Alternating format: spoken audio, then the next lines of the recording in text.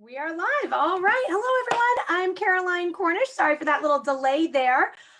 Welcome to our chat with Two Maestros.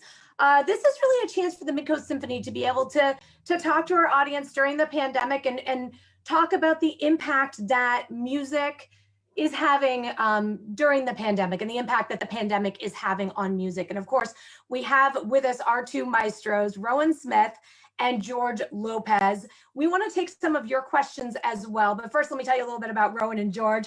Rohan is in his 17th year as conductor of the Midcoast Symphony Orchestra. He is the director of orchestral and chamber music at Phillips Exeter Academy. And of course, he is a professional violinist. George is a professional pianist. He's a frequent soloist for the Midcoast Symphony Orchestra.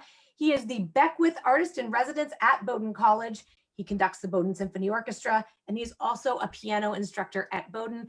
Thank you both so much for doing this today. How are you doing? Well, great, Caroline. Wonderful to be here with you. This is great. It is wonderful to be here with you, too. I want to tell the audience, if you have any questions for George or for Rohan, put them in the little comment box on the live event. I have it up on my phone, so it is all ready to be able to look at your questions as they come in. But in the meantime, I've got a whole pile of questions for George and Rohan that we can start talking with. And I thought the great thing to start with, just because I think George has been such a great contributor to our orchestra over the years, and Rohan and George have such an amazing friendship that always comes through when we perform. I thought it'd be fun just to talk a little bit, Rohan and George, about how you guys have gotten to know each other and also about the relationship that you have developed on the stage. So Rohan, I'll start with you. Just talk a little bit about what it's like working with George up on the stage and how you got to know each other. Oh, well, look, we got to know each other, I think, George, when you joined the faculty at Phillips Exeter Academy as a piano instructor. That's right. And we very quickly bonded playing chamber music, and we realized that George, right off the bat, was a phenomenal pianist. And we grabbed him for every possible activity of collaborative piano playing and chamber music. And I just remember one particular collaboration, George, that we did of the Bach-Brandenburg Concerto No. 5, which I will never forget, when you played the cadenza and the sheer fun and exhilaration we were having on stage. It didn't feel like a classical concert. It felt like a jazz concert or something. But that's how we basically got to know each other. And then, so every time we've been on stage, and George will, I'm sure, agree with me, there's an element of, we're going to have a great time today. And that comes from George's spirit, I think. So George, fill in the gaps. Oh boy, February of 2000, I'll never forget that Brandenburg Fifth concert. It was one of the highlights of my career. You were on fire with the orchestra, and sort of an ad hoc mixture of professionals and students. I loved it. I remember Peter played flute and Heidi was on violin. It was great. Yeah, we met at Phillips Exeter, and right away there was a simpatico. I love that word, simpatico. We had a very comparable energy. We were excited about life, excited about art, excited about making music. We were both ambitious in terms of constantly evolving as musicians and artists. So there's a lot of crossover in terms of our personal and professional ambitions as well. And so that really harbored and helped create a wonderful mutual respect that I've rarely had with another colleague. So I so respect Rohan's, particularly his passion. You don't find really anyone that I know of that has as much passion for music making. Well, that goes both ways, George. I mean, I have so many special memories of moments on stage that we have had, which we can maybe tell our audience about later. But your spirit is something that is so electrifying to be with. I mean, I have just fed off it so much. I just enjoy being around you when you're on the piano, and being with you at all times. So Caroline, clearly it's a mutual admiration society. It really is. Well, and I want to jump in there because I think both of you are talking about this experience of being on stage, feeding off each other, feeding off the orchestra, feeding off the audience. And this is something we are so missing right now, that this connection with audiences and with each other. What do you feel in terms of musical life has been the biggest challenge of working through this pandemic, beyond the obvious, which is we can't fill seats, right? But what about the experience of making music has become more challenging? Well, the first thing is just that it's impossible to play together most of the time as we had normally done, with people together in the same room, in the same space. And the fact that a lot of our activities are now virtual, online, via Zoom, means we're having to deal with the fact you can't actually play together with people on Zoom because of the lag, the latency involved. So we're having to come up with all sorts of creative ways to try and study music in different ways. But now that we're over 6 months into this pandemic, I think it is now, we are starting to find ways to make music together that really work. And George, you, I know, are somehow managing to kind of conduct small groups and conduct a little bit of orchestra. One of the things conductors are always telling us in the orchestra is listen to each other, feed off of each other. That's really hard to do when you're playing in different locations. Is it changing the way you're working with the orchestra? Well, one of the benefits that I've had of being in this format is to have the individual attention of each student within the context of their home or their dorm, which allows me, in a sense, to teach a class one-on-one, if you know what I mean, and sort of highlight particularly listening skills and self-awareness about music in a way that I'm not able to do within a large orchestral setting here. We rehearse right on this stage at Studzinski Hall at Bowdoin College. So it has allowed me to do some musicianship work with each of them that is really, I think, going to pay off when we come back together, because I'll be able to tap quickly into some of those skills as we're rehearsing and remind them of some of the things they learned during their pandemic education. Yeah, George, when you speak about that form of study, I'm reminded of how musicians have studied music over centuries. Back in the time of the Black Death, the Great Plague, people have drawn nourishment from studying the art of music in a more, I mean, for want of a better word, monastic kind of situation, of getting back to the true fundamentals of our art. And it's been amazingly nourishing to do that, I've found. I'm doing very similar activities to what George has described with my students. And yeah, and a sort of corollary of that is, are you finding that there's a difference in the way that your students are practicing, knowing they're going to be a little bit more on the spot when they're in there with the group? I mean, you can kind of hide if you're part of a large orchestra to some extent. You shouldn't, but you can. But if the other students are just listening to you, are you seeing a difference there? absolutely, because the only way that people can play now is alone. They have to be ready to be open and show what they've got. And look, in a moment, we should speak about what we've been doing with Midcoast, because, and George, I don't know if you've been able to do some live music making as well, but I think there's something really special has happened in these situations. But Caroline, yes, I think there's been a sort of a trade-off or a payoff in that people are so eager to play, to make a living sound on their instruments and to feel the life that imparts, that they are prepared to be alone. That they've overcome the shyness of being alone. So that's one benefit or one change that we've had with this new environment. I mean, Yeah. my students are getting together on Wednesdays, Tuesdays to do online sectionals, and I've worked with my principal players to lead those. So rather than me getting involved every moment, it's an opportunity for leadership on the part of the principals and my concertmaster. But it does put each student on the spot because they can't play all together at the same time.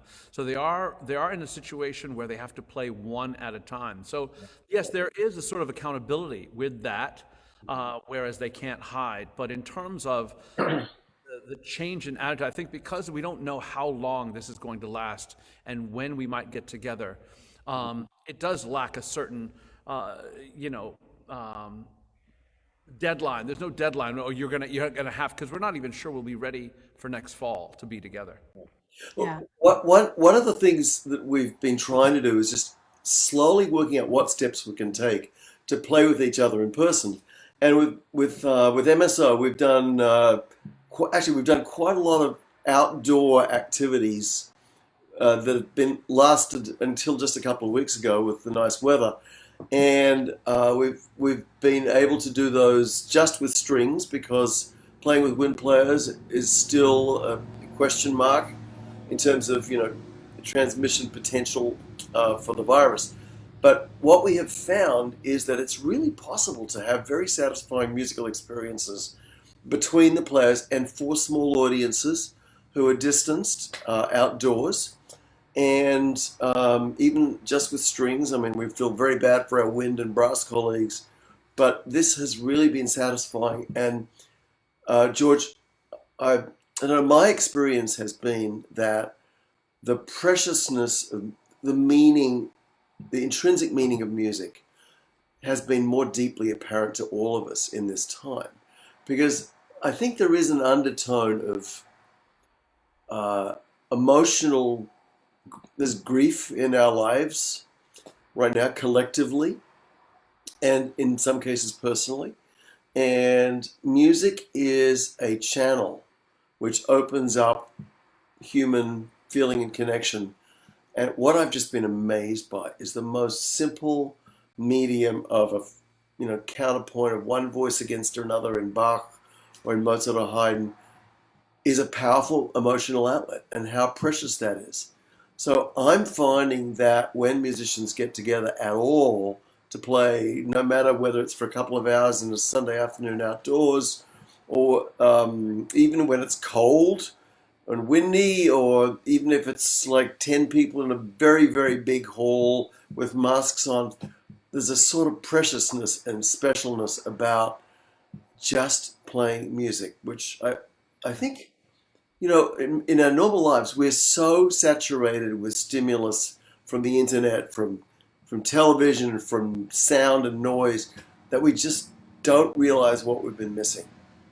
George, I want to jump in for 1 second and remind our audience you are welcome to ask questions as well. Put them in the comments there. And I am looking over here every once in a while. If you see my eyes darting off to the sides, I'm just checking if there are any questions from our viewers. And I don't see any right now.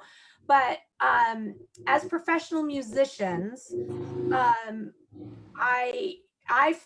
I would think that music also has a healing aspect, just playing for yourself and making you think about and clearing your head. I know, and I didn't mention this at the beginning, but I think most of you probably know I play violin in the orchestra, not a professional musician, but I do play for my own enjoyment. And one of the things I love about playing the violin is when you are practicing, you can't focus on anything else except the music, because otherwise it just doesn't work.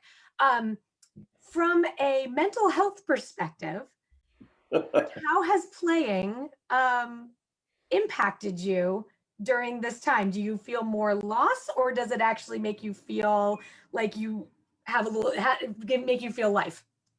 I feel tremendous life, and I could not have said this back in April, but in many ways, COVID has been a gift to me in slowing down the speed of my life, both in order to tap into a greater self-awareness and spend time with my beautiful instrument here at Bowdoin College. So I have deepened my relationship both to music and to my instrument.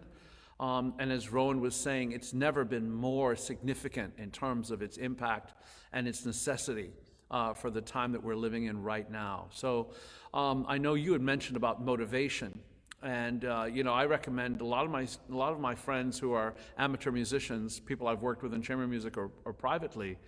I recommend that they try to take a few lessons You know, have a teacher, be that person who sort of keeps you on point, motivates you, keeps you accountable, gives you a reason to pick up the instrument. So I've found that to be helpful, as well as joining groups online that are getting together in various cities all over the country. There are musical clubs and groups getting together in towns, or just create one among your peers. So those are ways to stay involved. One of the things that struck me at the beginning of the pandemic was how quickly music teachers were able to pivot. I mean, my daughter's piano teacher started doing lessons on FaceTime, and it worked surprisingly well. I would have thought this was something that you really couldn't do virtually, but if you set up the camera just kind of how you have it right there, George, where you can see the keys, she can see a lot. She can see a lot from what's going on, which is really cool. And Rohan, I mean, you and your wife are both professional violinists. You must be experiencing this too, and you can probably play together. We do. Well, actually, you know, we've both been so busy with teaching, we haven't been doing much playing together. But thank you for the suggestion. but we truly love playing together. But I would just completely echo what George said about this paradoxical gift and blessing that this has, the time that the slowing down has been. For me as a musician and an artist, I didn't realize how desperately I needed to do that. And this last summer was the first summer I've spent when I wasn't running around traveling or undertaking a whole lot of different projects. So I spent a complete month studying conducting and studying scores, and I can't tell you how enriching that has been and how that's coming out differently in my own teaching. I'm loving every minute I play the violin, and it's a source of infinite, you know, fascination to me to go back and look at my own technique. And whenever I pull the violin out, I realize, I think, Caroline, you said it, when you're practicing, you can't think about the pandemic. You can't think about politics. It's so restorative in that way. And in terms of mental health, I think the benefits are just inestimable. And I would say we're really noticing that. I'm noticing that with all the students I teach. If they have music as an outlet, it makes everything different. If I can put a quick fine point, I know you want to keep moving. One of the things about Rohan and I, and we know this about each other, is that we're very much like water. We won't be stopped. Pandemic, election, whatever it is, we're going to keep finding creative ways to move through whatever the challenge is. And I think being like water rather than like, say, earth or ice or whatever, that's an important thing for those people who maybe tend to get stuck a little bit in whatever their mentality or their attitude is. Find a way through. Find a creative way to come out of your depression or your sadness or whatever and stay active. In the long run, it's much better for your soul and for your mental health. I just want to jump in and read one of the comments that we did just get, and it's actually from one of our extra members. He says, my sister plays her viola with 3 friends several feet from each other in their COVID quartet, or COVID quartet. I like that. And it says, and he says, woodwinds and brass players have more of a problem. And we did talk about that not really knowing the science because of the air blowing through the instruments does make that more challenging. But of course, people can still play with each other. I want to move off of the pandemic a little bit, because one of the things that we have done for years and years and years at Midcoast Symphony, it's about bringing music to the community as community musicians. And having George play with us is always so much fun, and any of our professional soloists, but particularly George, because when he comes in, you have this sense that he just wants to go and have fun with the orchestra. And when we were talking in preparation of this, we started talking about that question of how do you play differently when you're playing with a community orchestra versus playing with a professional orchestra? You both have done both. Tell me a little bit about what it means to play with a community orchestra versus what it means to be playing with professionals, and how that experience is different for you and different for the audience. And I'll let either of you jump in. Okay, well, can I go first, George? Okay, so look, I did a conducting workshop at the Juilliard School decades ago. And one of the faculty there, George Stuluto, said to me, and something I've never forgotten, was that whether you're working with middle school children, high school kids, professional orchestra, the Metropolitan Opera Orchestra, or a community orchestra, your essential approach should be the same. That you're trying 100% to bring out the composer's vision through the sounds he's written on the page. So I very much take that approach. And I believe that by expecting the best of the musicians I'm working with in the Midcoast Symphony, I think the musicians really rise to the occasion and inspired by the idea of possibility. That they're not making music at a different level than any other musical organization. Mozart, Tchaikovsky, Stravinsky, we have an equal right to play this music. And I think that idea has been the key to why we've been, I think, fairly successful with our orchestra. And we have had some very, very memorable performances. Now, it is true, we are not a professional orchestra. So we have to be ready for the unexpected, and sometimes the speed at which we learn is different. And sometimes we have to spend more time on certain fundamental skills and building blocks in the process. But I think that pretty much summarizes my approach. I think we have to come from the moment of what we have and do our very best, but always strive to reach for the composer's vision. So I'm like Rohan, a people person. And as a result, I think that in many ways, music in my life brings me to the world of people. I think that's my primary. Music has been a wonderful glue, if you will, to give me both access and relations with people who I would have never otherwise met. So for that, I'm always grateful. When I go into an orchestra situation, particularly a community orchestra situation, I start from the dynamic of the orchestra itself as a community. And I can feel, whether they're excited, whether they're nervous, whether they're prepared. I've performed with community orchestras where the conductor didn't know the score, and I had to rely on the concertmaster and the principal flutist and the principal cellist to help get us all through. There's been so many very interesting, but primarily I think of the experience as chamber music. I very much want essentially to be another member of the orchestra, and I don't feel I haven't yet felt the need to be in the spotlight. I would really hate having a spotlight on me if that were part of the culture, which it's thankfully not. I very much feel the collective. So you'll if you watch any of my videotapes of performances with orchestras, community or otherwise, the very first thing I do when the performance is over is I turn to the conductor and I thank them. Then I turn to the first violinist and I thank them. And only then do I turn, and I actually look at the orchestra usually, and then I turn around to the audience. And I think that's the proper order. So I'm very compassionate, and I love community orchestras for that reason. Yeah.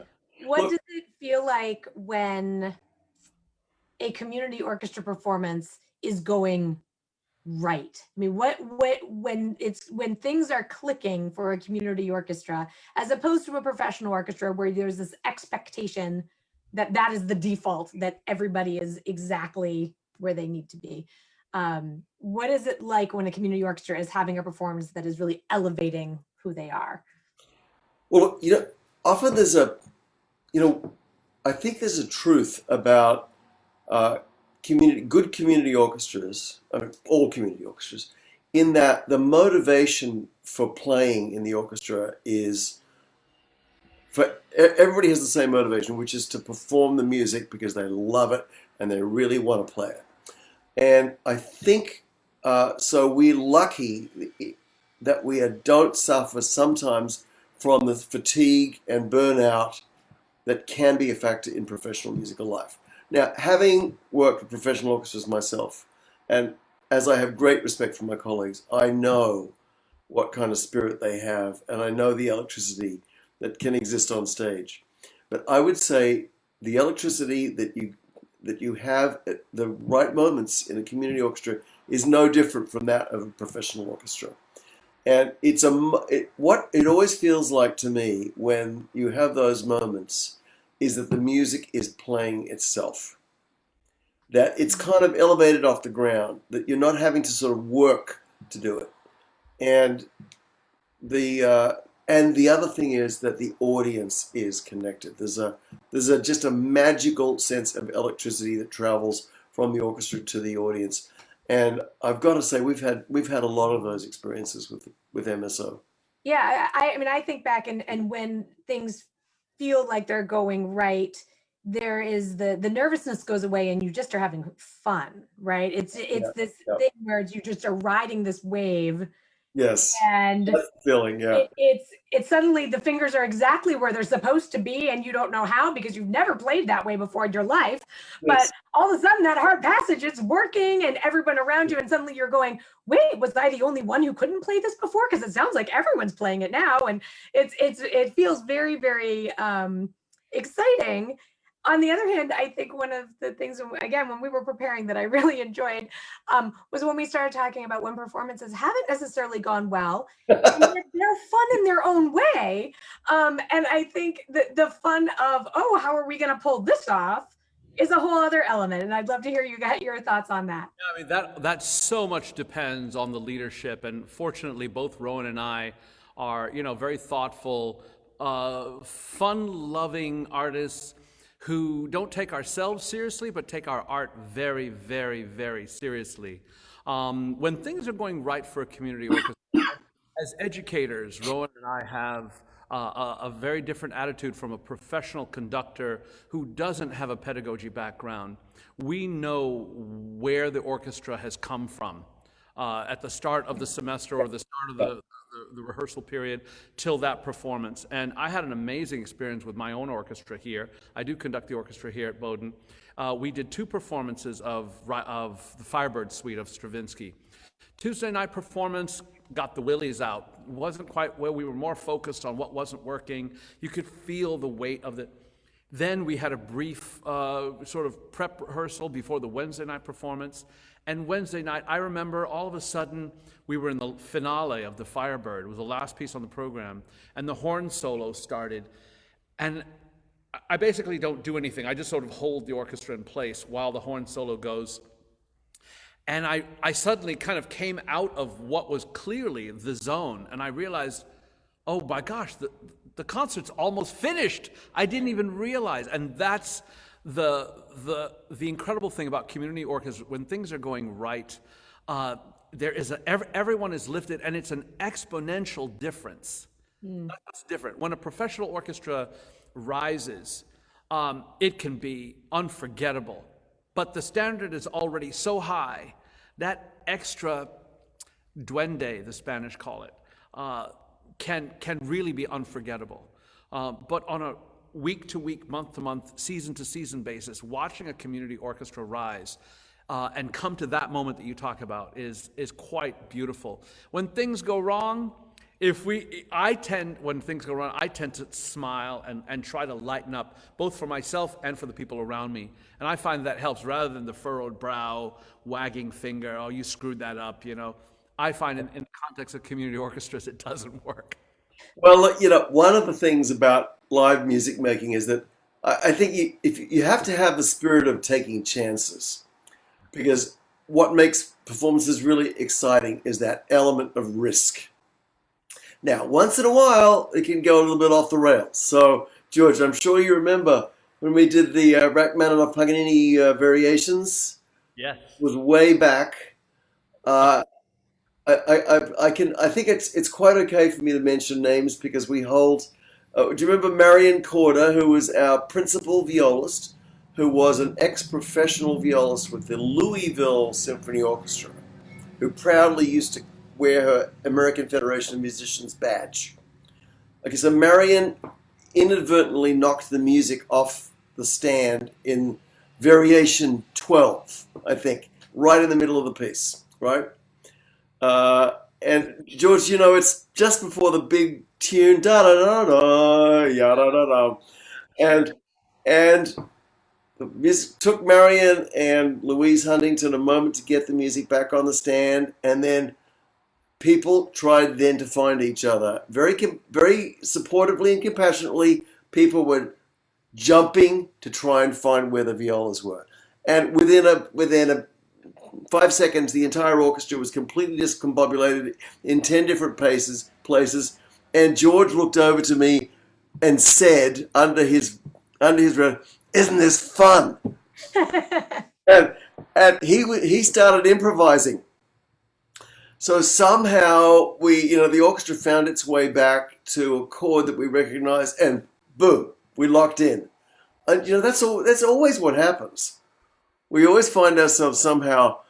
So I've got to say that was a great moment, George. I'll never forget that. Well, one quick insight. It was everything I could do not to find my way back to the Chopin Nocturne in D flat, because that part of the piece is in D flat. And I remember I kept hearing it in my mind. I was trying to, how can I prolong this until the orchestra figures out what's fun? That's great. And so I would say, the bad moments, the things when things go wrong, you never forget them. that is so true. And then you go, we survived, right? I mean, that's We the thing survived. about performance Yeah. is that once you do it enough, you recognize that, oh, well, that happened, and the world didn't end, Yes. and it was a kind of a crazy adrenaline rush, and let's try not to do that again. But Yes, it's going to be okay, right? Yeah, those are our musicians' war stories. Exactly. So, excuse me. We're running out of time. I want to end with one final question that I think you both can speak to. Rohan has been with the orchestra for 17 seasons, which I can't believe it. is amazing. You've been there the entire time I've been there, and I was going back, and I joined in 2007, so it's been 13 seasons for me. And I even know in the time that I've been there, the orchestra has grown tremendously. Mm-hmm. What do you think what are you most proud of that the orchestra has accomplished over the past 17 years? And George, I think you can speak to this too, because you've played with us so many times. What are you most proud of in terms of what we've become and where we're going when we finally get to play together again? Rohan, if you'll let me speak first, because I think you should end this question. Okay. I have been to the performances of MSO even when I wasn't the soloist. I'm a great fan of the orchestra. I have many friends in the orchestra. Rohan obviously is one of my closest friends. And if it's anything like what I've done here, and I think it is, you simply ask for it. I think if Rohan has asked of the orchestra to play this way and he's done it in such a passionate way that the orchestra is convinced and they put the effort forward. It is greater effort. I mean, I think some of the players over the years maybe have chosen to move on to a different experience, but a lot of the members, they want to embrace that because maybe there's less passion in other areas of their life, and the orchestra is like everything to them. So Rohan has been able to inspire, motivate, cudgel, push forward this incredible evolution. And the orchestra, I'll never forget sitting there and thinking, oh my God, they're actually playing a Mahler symphony. It was, I mean, when I first started out, we barely got through Emperor, it was incredible. Yeah. I'm deeply proud of MSO. Oh, thank you, George. Well, Carol, I actually don't ever think much about that question. But what I think, if I reflect on 17 years, I think if you look at orchestras in the world, there are orchestras, both community and professional, who there's a kind of a life cycle to the relationship of a conductor and orchestra, and then you move on, and there's a refreshing new blood, so to speak. But there are certain relationships with orchestras that can last much longer than that, 17, 20 years, whatever. And it's because I think the orchestra and the conductor are growing together. So the growth is parallel. I learn from the orchestra and the orchestra learns from me. And I think we are constantly moving forwards and raising our level and our musical aspirations. So there's always something new around the corner.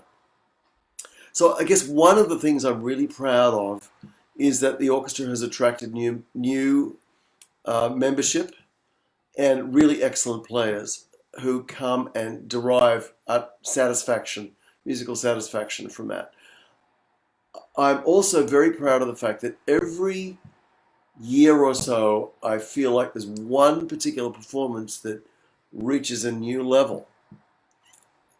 It can be just something like, oh my gosh, we've never sounded so in tune.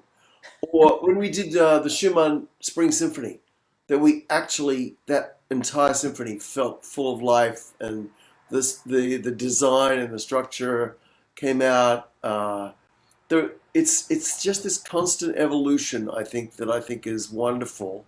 And each new season grows out of the last season, and the fact that our audiences seem to derive satisfaction, I guess the fact that the orchestra itself has a sense of belonging in the community and that the community values us, I think that's probably the biggest single thing. That this relationship is really strong. Thank you both for those comments. And I think one thing we shouldn't leave without mentioning as well, it always feels like it kind of goes without saying, but I think it's important to say it, is our season sponsors, our advertisers, and our audience members are such a huge part of what makes a community orchestra part of a community. Yeah. And we so appreciate that you all are staying with us during this time, because it's hard when you have to cancel the second half of your season and then you have to cancel the first half of the next season and you don't know when you're going to come back. And we hope that you've enjoyed listening to these two maestros talk about what it's like to be an orchestra, what it's like to be an orchestra now, because we want to keep bringing the orchestra into the community. We want to continue to bring music to the community, remind the community of the importance of music, and so that when we all can be safely together again, we are still together, and we are still part of this community. So thank you, George. Thank you, Rohan. Thank you, sponsors. Thank you, advertisers. Thank you, audience members. And we will be back with more programming, either online, in person, both. And we look forward to seeing you all again soon. Thank you, Carolyn. Thank you, George. Thanks, Rohan. Thank you.